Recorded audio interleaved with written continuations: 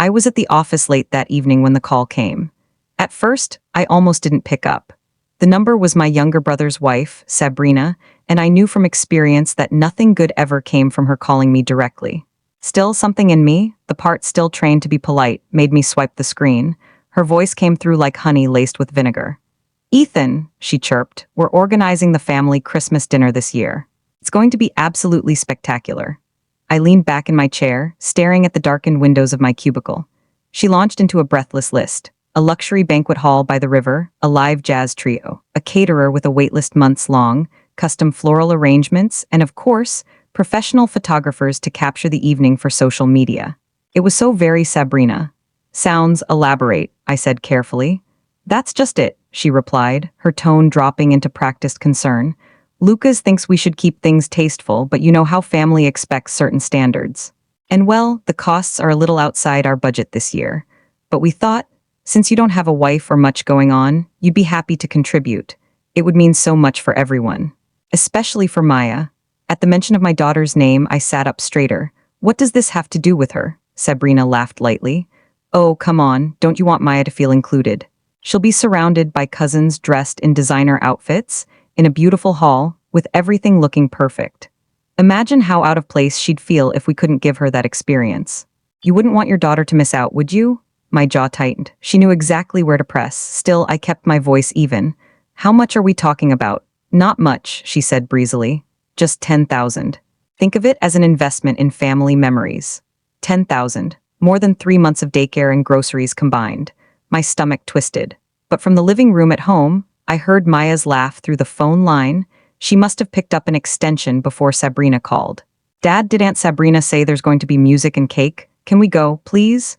Her innocent excitement broke me.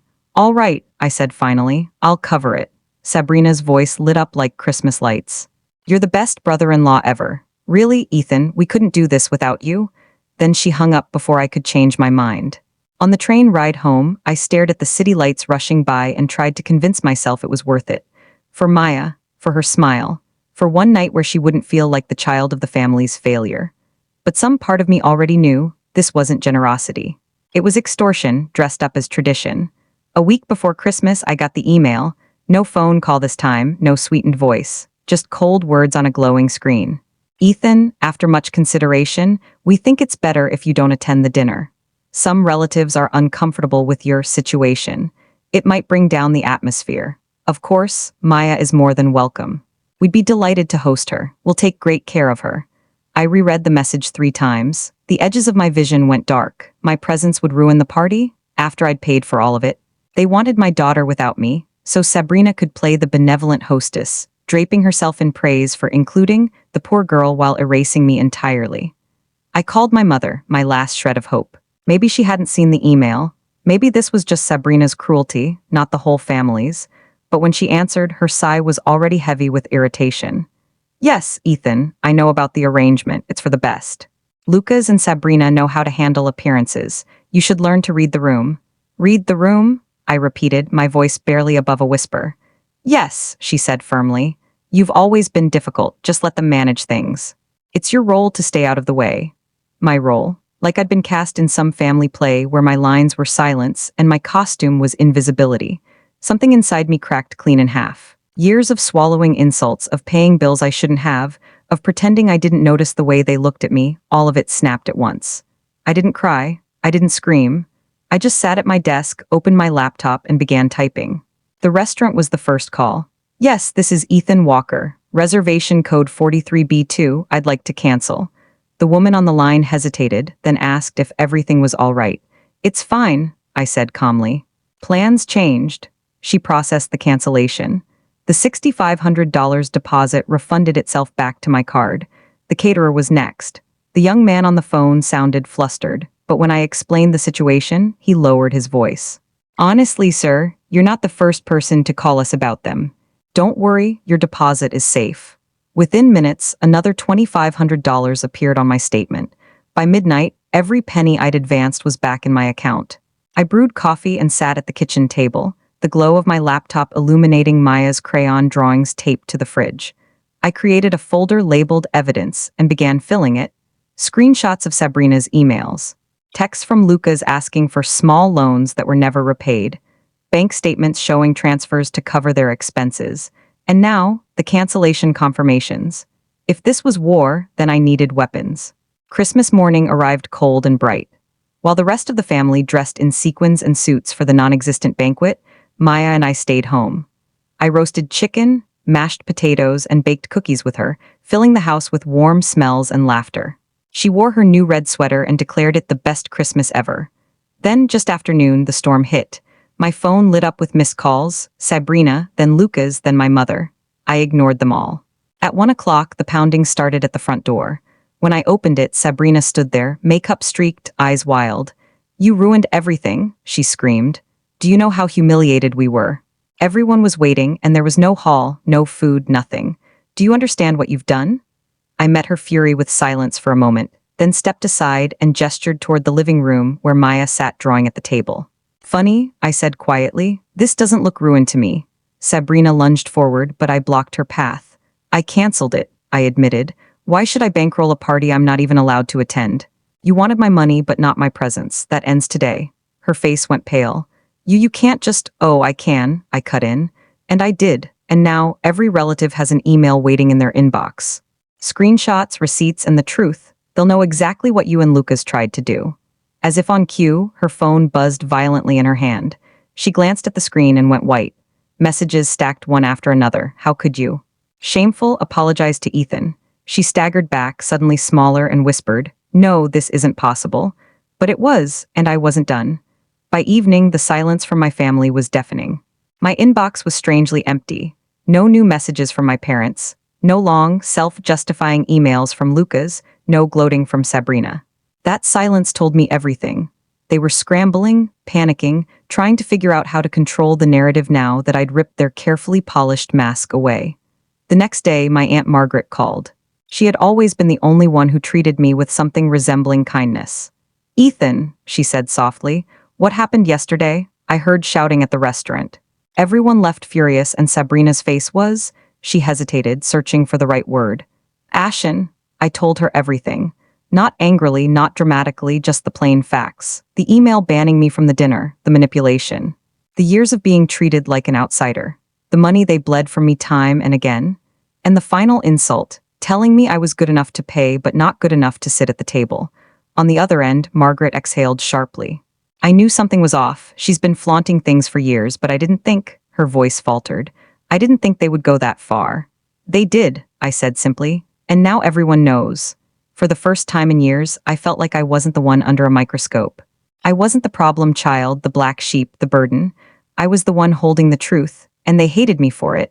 2 days later, Lucas showed up at my apartment unannounced. He looked like he hadn't slept, tie loosened, eyes red, hair messy. He didn't even knock, just pounded until Maya got scared and I finally opened the door.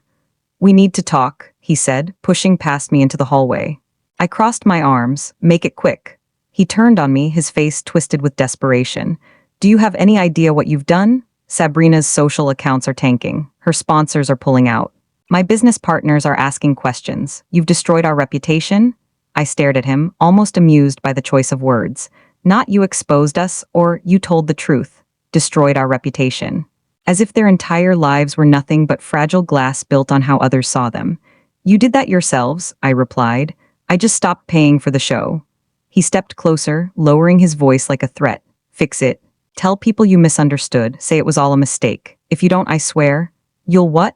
I interrupted, my tone steady. "Sue me? Go ahead. I've got the receipts, Lucas. I've got every transfer, every loan, every email." "You want this in court?" "I'd love to see you explain to a judge why you took money for a party and then ban me from it." For the first time since I could remember, he had no comeback. His mouth opened, then shut, like a fish gasping on dry land. He muttered something under his breath and stormed out. That night, I sat at the kitchen table after putting Maya to bed, staring at the mountain of evidence I'd collected over the years. Part of me wondered if I'd gone too far.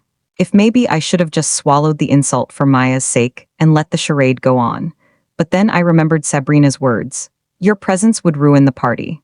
If I kept allowing them to treat me that way, what message would I be sending to my daughter?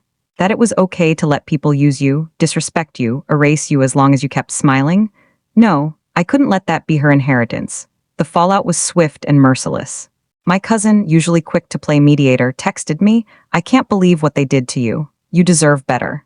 Another relative sent a message, "Don't let them gaslight you. We're with you." Meanwhile, Sabrina's empire of curated photos and glowing captions collapsed overnight. People who once fawned over her perfect lifestyle now filled her comments with scorn. Screenshots of her emails circulated. Her followers dropped by the thousands. By New Year's, she had deleted every account. Lucas fared no better. His business partners pulled out of deals, wary of being tied to scandal. Rumors spread that he'd used company funds for personal expenses. Whether or not it was true, the stink of suspicion clung to him. And my parents? For years, they had basked in the reflected glow of Luca's and Sabrina's supposed success. Now, with the truth exposed, their own friends in the community turned away. My father's golf club temporarily suspended his membership. My mother's volunteer circle whispered behind her back. They had bet everything on appearances and lost. I didn't gloat, not outwardly. But there were moments, quiet, private moments, when I allowed myself to savor it, to breathe in the strange, sharp air of justice. One evening in January, Aunt Margaret visited. She brought over a homemade pie, as she often did, and after Maya went to bed, she sat across from me at the table. "You know they'll never forgive you," she said gently. I met her gaze. "I'm not asking them to," she nodded slowly. "Good, because forgiveness doesn't mean going back to the way things were. Sometimes it just means moving forward without them." Her words stuck with me. Weeks turned into months. Maya and I built new traditions, small ones but ours. Saturday pancakes, movie nights with popcorn, walks in the park where we made up stories about strangers passing by. Our home felt lighter, freer, without the constant shadow of trying to please people who would never see us as enough. But then, in late spring, I got a letter. Handwritten in my mother's familiar cursive. "Ethan, we want to meet to explain, to make things right." For a long time, I just stared at it. Part of me wanted to burn it immediately. Another part wanted to hear what excuse they would invent. In the end, curiosity won. We met at a quiet cafe. My mother looked older than I remembered, lines deeper, shoulders hunched. My father sat stiff beside her, silent as always. "We didn't realize," my mother began, her voice trembling. We thought you could handle it, that you didn't mind supporting the family. We didn't mean to hurt you." I let her words hang in the air before answering. "You didn't mean to hurt me? You told me my presence ruined your reputation. You let them ban me from a table I paid for. Do you know what that felt like?" She flinched, tears filling her eyes. My father cleared his throat. "We were wrong," he said, the words gruff and forced. "But the family is broken now. Everyone blames us. We're asking, can we start over?" I thought about Maya, about the lessons I wanted to teach her, about dignity, boundaries. Self-respect. "You don't get to erase what you did," I said quietly. "Starting over doesn't mean pretending it never happened. It means acknowledging the damage and living with the consequences. If you want a relationship with me or with Maya, it's on my terms, and my terms are respect. No more lies, no more manipulation." They nodded, but I could tell they didn't fully understand. Maybe they never would. But for the first time in my life, I didn't care. When I left the cafe, the evening sun was just beginning to set, painting the sky in streaks of orange and gold. I pulled out my phone and texted Margaret. "Meeting's over. I'm done looking back," and I meant it. Spring bled into summer, and with it came a quiet rhythm I hadn't known in years. Maya finished second grade, proud as ever with her spelling bee ribbon taped to the fridge. On weekends, we planted flowers on the balcony of our apartment, and she insisted each one be named after her favorite book characters. It wasn't much, a few pots of soil, some geraniums and daisies, but it was ours. Simple, real, unpolished.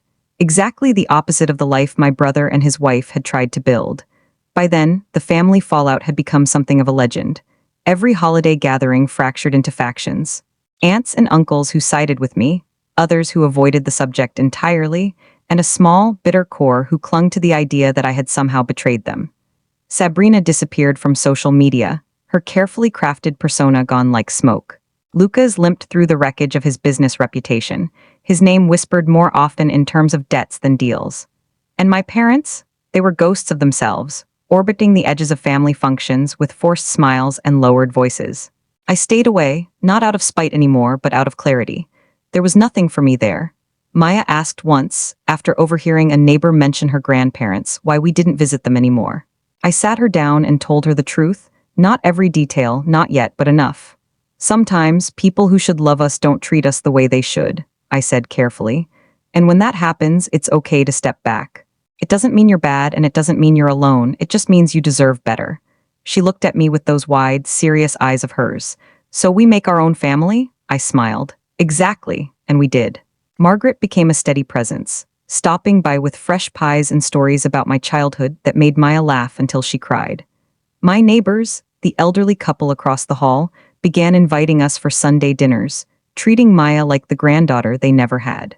Even people at work, colleagues I once kept at arm's length, started to feel less like coworkers and more like friends. It was strange, liberating even, to realize that blood was not the only glue that held lives together. Respect and kindness could build bonds just as strong, maybe stronger. In July, an unexpected letter arrived in my mailbox. The return address was Lucas's. I almost tossed it unopened, but something stopped me. Inside was a single sheet of paper, his handwriting scrawled across it. Ethan, I know I don't deserve your time, but I need to say it anyway. I was wrong. We were wrong. I don't know if you'll ever forgive me, but I hope one day you'll understand that I wasn't strong enough to stand up to anyone. Not Sabrina, not our parents, not even myself. You were stronger than I ever gave you credit for. Maya is lucky to have you. Lucas. I sat with that letter for a long time, unsure what to feel. Anger, pity, relief, maybe all of it at once. In the end, I tucked it into a drawer. Some wounds weren't healed with words, no matter how much ink filled the page. Later that week, Margaret stopped by and saw the letter on the counter. She read it, then placed it back gently. He's broken, Ethan, she said softly. But broken doesn't mean forgiven, you don't owe him that. She was right. Forgiveness, I realized, was not a debt to be paid. It was a choice, and one I didn't feel compelled to make. Not yet, maybe not ever. By autumn, life had settled into something I could finally call peace. Work was steady. Maya was thriving. And I was learning, slowly but surely, how to live without the constant weight of someone else's approval crushing my chest. One Saturday afternoon, as Maya and I walked home from the park, she slipped her hand into mine. Dad, she asked suddenly, are we happy now? The question stopped me in my tracks. I looked at her, at the freckles dotting her nose, the new gap where she'd lost a tooth, the way her hair caught the late sun. For years, I'd been so consumed with proving myself, with fighting battles I never should have had to fight, that I hadn't asked that question myself. And the truth was, yes, we were. We are, I told her, squeezing her hand. We really are. That winter, we celebrated Christmas differently. No banquet halls, no catered spreads. Just our small apartment strung with dollar store lights and the scent of cinnamon cookies baking in the oven. Margaret joined us, along with the neighbors and a couple of friends from work who had nowhere else to go. We crowded around the table, mismatched plates piled high, laughter bouncing off the walls. Maya leaned across to whisper in my ear, "This is better than any fancy party." I smiled. "It is, isn't it?" Later that night, after everyone had gone home and Maya was asleep, I stepped onto the balcony. Snow was falling softly, blanketing the city in silence. For the first time in years, I didn't feel like the forgotten one, the outsider, the black sheep. I felt like someone who had chosen his own path, who had reclaimed his dignity, and found a family worth keeping. The ghosts of my old life still lingered. My parents occasionally left voicemails, awkward attempts at reconciliation. Lucas's letter sat in the drawer, unopened since the day I read it. Sabrina, as far as I knew, was living with her sister in another city, her empire of illusions long since crumbled. None of that mattered anymore. What mattered was the small, sleeping girl down the hall, dreaming beneath glow-in-the-dark stars on her ceiling. What mattered was the knowledge that I had broken the cycle, that she would grow up knowing she was enough, that her worth was not measured in appearances or parties or other people's approval. And what mattered most was the quiet truth I whispered into the snowy night, words I hadn't been able to say for years. We're free.